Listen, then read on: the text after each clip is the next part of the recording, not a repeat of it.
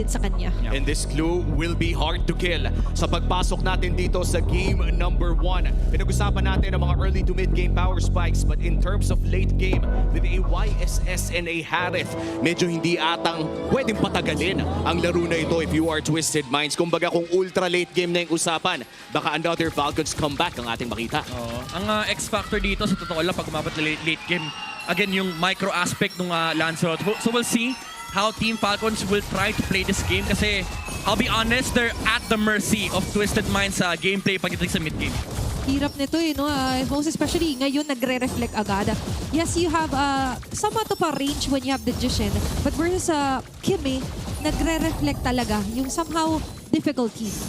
At napakahirap kapag kalaban mo yung Kimi in the early parts of the game, especially pag nauna mag-wave clear. Dahil medyo delikado dito si Ogwen, but with a few guiding the way, mukhang magre-revitalize na lamang para hindi masurrender ang lane control. And yun yung mga high IQ plays na makikita talaga natin mula sa mga experienced veterans. Pero teka lang, bandang gitna, Kaloy will be able to get away pa rin habang Team Falcons ready sila to punish anytime soon. Yeah, ganda ng salvage na yun kasi alam nila lugi sila sa HP because of their vitalize mula kay Ogwen. In-offer na ni Kaloy yung sarili niya para at least ma-clear ni Sean yung mid-wave kasi if hindi, ma-freezan yan and kailangan umuwi pa nung Kalea or kailangan pang pumunta nung Lancelot. So because of that, ngayon na-equalize yung momentum sa may middle lane, so relax yung dalawang side. Medyo nakawawa lang din kanina. Kakasabi lang, binalikan agad. MP The King leading the charge for the first blood. Grabe si MP The King, sabi niya, okay, nag-report yung yung apat niyang kasama, guys, wala po yung gatot, walang revitalize, hindi naka-flicker yung Zushin. Sabi ni MP The King, sige, ako na. It's my time may minions pa. Nakadalawang dash at nakapag-gitnang-gitna na Phantom Execution pati na rin Thorn Throws as the first turtle spawns. Mukhang mauuna sa pwesto side ng Twisted Minds pero nandyan na agad ang jungler ng Team Falcons, Kyle TZ. Mukhang sinisimulan na niya. Nambubuli pa dito si Sean. Pero here comes Kyle and Birds. Mukhang sila ang lalaban para sa turtle. Kinasagad ng traction pulse. Meanwhile, nandyan naman ng jetpack. Pero sa may kabilang banda naman, of course, agad ang Crimson Beacon gear for you. Meanwhile, yung pag-go may makukuha pa rin naman ni MP The King. Habang si Ferds naman will be able to go for the impacts. Pero yung AOG ang tatapos kay Kaloy.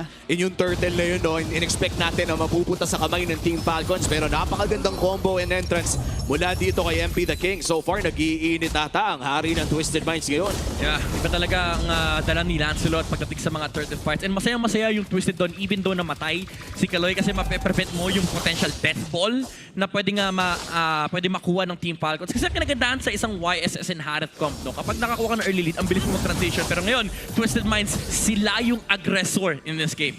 At nakikita natin talaga yung aggression na nanggagaling sa Twisted Minds with all of their flickers still pretty much available. Hindi pa sila nag-overclock, kumbaga. Yeah. Very aggressive lang yung pwesto nila at nakikita natin yung mga rotation mula kay MP The King. But so far, nakakalamang pa rin naman Team Falcons. Napakaliit na gold lead still. Very much an even ball game dito. And ito ata yung win condition if you're Team Falcons. Gusto mong steady lang. Kumbaga, umabot lang tayo ng late game, pwede na.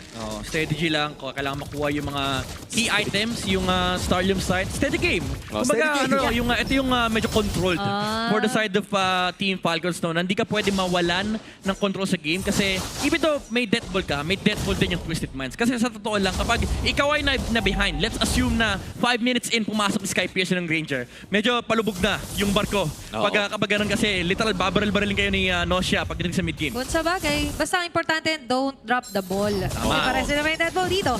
Meanwhile, para naman sa Twisted Minds, they do know, kaya hindi super flashy ng mga attempts si Kaloy. At mukhang magkakaroon pa nga ng 2v1 dito. Birds going in for Lansu. Lansu being chased down, nandun is spread. Napakasakit. Even the Mountain Shackle was activated here. Pero makakatakas pa rin naman in Instant Zoo. Ito na nga, Bagong. This is the second turtle of the game at mukhang mauuna naman ang Twisted Minds. Team Falcons magbibigay ng konting vision si Ogwen dito at maganda ang pwesto nila Kyle TZ. Ang tanong ay papalag ba agad si MP The King? Mukhang nandito agad si MP pero At the instant naman na nandun si Ferds ay medyo napipigilan ng kanyang paglapit. Pero ito ang paglapit naman nila Sean. Wow! It's going to be the bullets here. Pero sa kabilang banda, Calteezy will be able to secure the turtle. Nakalun doon sa pinakalikod si Ferds going wild! Mean of you taking out Kaloy. Babalik tayo sa kabilang banda na kung saan si Lansu Ferds! ang kakapit dito kay Owen. Habang si Ferds Aray naman ko. ang papaligiran ng tatlo. Mapapatay siya ni Nosha pero hindi pa tapos dyan ang notion natin. Habang si Few naman will not be able to get away. MP the King may amba. Pero that will be it muna para sa ngayon. Oh, medyo may sakitan lang na magaganap. Kyle TZ looking for the arrow pero hindi tatama. Doon sa Kimi. Ang nakakabili para sa akin doon, midnight na balibag na't lahat si Kyle TZ. Siya pa rin yung naka-retry nun. Oo. Kumbaga wala rin kasi wala nang pampigil after lumabas yung traceless retry ni Kyle TZ. Wala nang magagawa rin yung Twisted Minds. Ang nakakagulat is medyo lumabang pa sila. Nakipaglaro pa sila sa Twisted Minds. Napatay kagad si Ferds after nung turtle take. And si MP the King pinirmahan niya yung nag-fan signing doon sa may bandang unahan. Oh, Kaloy! Ang ganda jump into. Review, Crimson Beacon out. Ogwen will be able to run away din. Kaso Aray. nandiyan ang Lantern Flare. Kakapit, ibinalik yung target. What a takedown here for Twisted Minds. Pero may kapalit naman ito. 1-for-1, Lansu for Few. Medyo medyo scrappy yung team fight dito ng Team Falcons. They're trying to fight team fights that they don't need and they're not supposed to fight. Kita natin kanina after yung turtle, they could have backed off. Pwedeng binigay na nila si Ferds. Pero dahil nakikipaglaro nga sila sa Twisted Minds, inaabot sila. Ang dami nilang pang-abot. May stun ka mula kay Sion, Sean. Oo. May pang-abot pa si Kaloy, yung Death Sonata, abot na abot ka. And even yung Glue, willing na willing pumunta sa harapan kahit magpakamatay ba siya, basta may maistakan siya and magamit na yung kanyang grab-grab. Okay na okay yun for Twisted Minds. Ito yung part ng game na kailangan rumespeto ng Team Falcons kasi ito talaga yung point ng game na lalaban yung Twisted. Oo, kita talaga natin na lumalaban ang Twisted Minds dito. Team Falcons trying to hold their line. At least sa lahat ng laban na tinitake nila o yung effort na ginagawa nila sa pagdedepensa ay hindi pa masyadong nag-chip away yung mga torres sa may bandang gitna at baba. And so far, this will be the last turtle of the game. 1-1 ang ating turtle score. Team Falcons ang hahawak nito. Okay bang lumaban o mas okay ba na ibigay mo na lang if you are Falcons? Parang mas okay kung papalag din sila Kaloy! dito. Kaloy onto the front. You're going to be the wave breaker. Papakawalan naman ako ng siya sa pinakagilid. Kaloy will be able to back away pero susunda pa rin at sasayaw sa tugtugin ni Super Mark with the Salmon Force. Paatras muna ng konti dito yung mga members. Oh my God, MP. Sabag doon naman ang grab si Ferds ang kanina kinakapitan. Dinadamay sa hukay. Owen is down. Ferds on the other hand with a further pursuit and the demonic force ay magiging sapat nga ba ang kanyang Sayon! depensa to sustain ka? Buhay pa rin to sila Sean. At ayan, going to be a double kill for Nosha. Ang ganda nun, pare. Welcome to the twist, sabi ng Twisted Minds. Ang ganda nga, sabi mo nga napakaganda. Si Kaloy tumalon siya kagad, pina-force niya yung Purify ni Few. Actually, binate niya yung Purify ni Few. Hindi naman nagpa-bait si Few, pero na-bait sila sa idea na, okay, pwede nating talunan si Kaloy kasi wala siyang tidal strike. Ang problema, pagkapasok nila, nandun na sila sa mercy nung pagka-kite ni Lansu, yung pag-kite ni Sean, and hindi na sila nagkaroon ng option na lumaban pa kasi nasa zone din naman yung YSS. Even though kay Ferds nakapatong si Lansu, hindi pwede mag-dash in si Kyle TZ kasi nasa harap niya yung Lancelot. At yun yung medyo malungkot, no, kapag konti na lang talaga ibabagsak. Oh! Ay! Na-one-shot, pare, kahit di Omega. Ay, ito yata yung mas malungkot. Kinombuhan din si Ferds. Ogwen. No way out na ba ito? Abutan pa rin ng mga bala na magagaling dito kay Sean.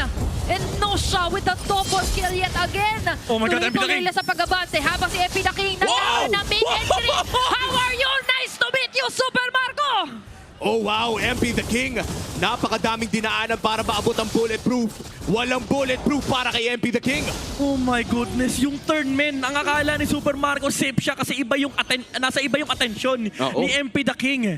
Pero fret not, sabi ni MP, kita ko lahat ng dash na nilalabas dito ni Super Marco. At that time, wala kasi siyang chrono dash. Naabot siya ng Phantom Execution and dash in, dash out na bura yung bulletproof Super Marco na sa Team Falcons. And MP the King, again, leading the charge here for Twisted Minds. No, saka si MP the King parang bilang ko yan. Hanggang dyan lang yung pwede mong abutin. And kung sa pag-abot naman, ang ganda rin kasi lagi ng mga naaya-abot din ni Kaloy. Oo. Not to mention Lansu. Ang ganda ng combination na nagka-create ng Twisted Minds. Ang tindi ng approach dito ng Twisted. Parang telegraph lahat ng movements dito ng Team Falcons. Even yung talon ni Kaloy kanina, again, just to look back on how they approach these team fights. Parang binibait lang nila yung Team Falcons. Tapos alam nila kung paano magre-react yung ibang heroes. Most especially sila Super Marco, si Kyle, at pati na rin si Ogwen. Even Ferds, nahihirapan siya dito na humanap ng potential setup kasi naka-counterplay siya ni Lansu. Kahit sino kahit sino basically nasa unahan, pwedeng talanan ni Lansu. O kaya naman kahit sino talaga. Crimson Beacon out agad dito para kay Q. Nangalahati ang kanilang buhay. May isang mababalibag. First na naman na magiging target na papaligiran ng 5. AOG papasok. May nakakuha pero sasapas pa rin ang damage na magagaling dito sa mga bullet na magagaling sa Minds. There's going to be a shutdown. What a sustain coming here from Ogwen. Na-activate na revitalize. Meanwhile, yung Lord sinisimulan pero mukhang reset lang muna din para sa Twisted. Nagiging delikado na to para sa Twisted Minds. Parang nakakapalag na ng paunti-unti ang Team Falcons. Nadadaan na rin nila sa may kruha ng bagya. Oo, dahil medyo awkward din yung pagpasok ng Twisted Minds. Naipit sila sa loob ng AOG. And with the revitalize, sustain nila yung mga pokes na manggagaling mula dito kay Sean at pati na kay Nosha. And medyo wala rin sa hindi rin gano'n kaganda yung pwesto ng Ranger at that time. Pero MP the King still standing on the front line. Alam niya walang papatay sa kanya with the Brute Force breastplate. Walang crowd control na reliable dito for the side of Team Falcons para makuha nila yung Lancelot. Pero pwede sila mang zone. Okay, ang makukuha yata na dito si Owen. Now, meanwhile, Count Easy stealing off the Lord under the noses dito na Twisted Minds. Abante under the turn walls for the punchers. And the bullet from Nosha will secure another double here for Twisted. 2 for Lord. Winning trade ba ito para sa Team Falcons? I would say, madedelay nila yung laro ng Twisted Minds. And baka umabot tayo sa point na yung timing ng Falcons, yung hinaharap nilang yung window ay makuha nila. But now, dahil nawala si Ogun at nawala si Ferds, pwede nilang linisin yung mga tore ng Team Falcons. Oo, at ngayon makikita natin na magpupush na ang side ng Team Falcons. Nandiyan naman ang Lord sa may bandang gitna pero agaran ata itong matutunaw ng Twisted Minds. Here comes the concealed play. Mula dito kay Ogwen, AOG. Okay, wala silang abutan. Nice dodge there for MP the King. Oh, no. Pero hindi yata manila madadodge. Kaloy! Nasabi na snap slam Ogwen down. Tuloy-tuloy pa rin. There's going to be the Rondo together with the Rhapsody. Ay, oh my goodness, MP the King! Patarap na naman ang plano dito para sa Twisted Minds. And with that, tuloy-tuloy makakabasag pa sila ng Torres sa may bandang baba. Ibang klaseng Lancelot game at endable na ata para kay MP the King to. Okay, this might be a push that Twisted Minds needs. Aray, Kaso aray, hindi ba aray, kayang sila aray. kaya Hoy, ni hoy! MP the King versus Kyle Oh! Napamagi! Super Marco with a back out shutdown kill. But what an outplay there. Pero hindi pa Lanzo, tapos sa Lanzo! aming laban. Si Super Marco na natitira. Mabubuhay na rin naman si Ogwen. But Twisted Minds gaining momentum here. Tuloy-tuloy. Sapat ang kanilang damage. Oh my Papalipagin goodness. pa si Ogwen na unstoppable for Nosha.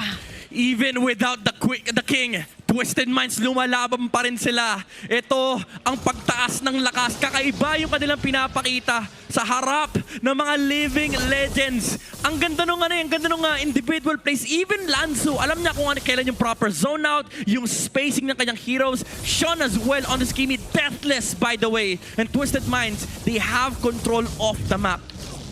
Mainit, no? Makikita natin sa Infinix Instant Replay yung 1v1 ni MP the King at pati na rin ni Kyle TZ. Kamuntiga pa nga niya masaktan si Super Marco doon. But again, that was a 2v1 eventually, pero nakakuha pa rin siya ng primary target. Ang malala doon, ang bumuhay sa kanya yung Queen's Wingsman. Nagkaroon ng pangalawang Thorn Rose. Yun yung mga bagay na kung ikaw si Kyle TZ, mababatrip ka. Kasi parang, sino ba kasi nagbibuild ng Queen's Wings sa Lancelot? Diba? Kailan lang yun bago lang yun No, and nakakagulat din yun kasi hindi mo alam kung cooldown ba o hindi. Yes. And the moment it happens, nandun ka na nakikipag 1v1 ka na. Yan din yung parang isa sa mga rose gold moments. Yung hindi mo ina-expect na may rose gold na pala yung kalaban mo at bigla na lang magkakaroon ng shield. Bigla na lang kukunat. Pero ito, wala nang biglaan na pwedeng maganap dito. Dahil 15 seconds na lang ay lalabas na ang pangalawang Lord ng larong ito. At may maliit na kalamangan. Actually, substantial na ang kalamangan dito ng Twisted Minds. A 2.4k gold lead. Yeah, sobrang laki na problema ng Team Falcons ngayon na nakaslow push yung top lane. Now, if you're considering the Lord Dance, sobrang daming checklist na kailangan tignan dito ng Team Falcons. Number one, if you zone, you have to commit. Kasi yung punish ng Twisted Minds ay napakataas. If you overstay, your main problem is the glue. Kahit sino sa inyo pwedeng talunan, hindi rin reliable yung crowd control nyo laban dito kay MP The King. So they really need to be careful in how they approach this upcoming Lord Dance. Siguro ang nakikita kong opening dito for Team Falcons is medyo 50-50. Samahan na lang ng AOG yung pag-take ng Lord dito ng Twisted Minds. Ang problema kasi dito ng Team Falcons dito, nakasalalay yung kanilang execution if i-let go ng Twisted. And speaking of the Lord Midnight, nandito na tayo sa punto na nag-e-exist na yung law of the jungle. Hindi nagmamatter kung gaano ka kapogi sa simula, kung gaano kadaming pagong ang nakuha mo. Yep. What matters is makuha Eto mo na. yung pinakahuling Lord ng larong ito. And for MP The King, napakaganda na ng kanyang laro.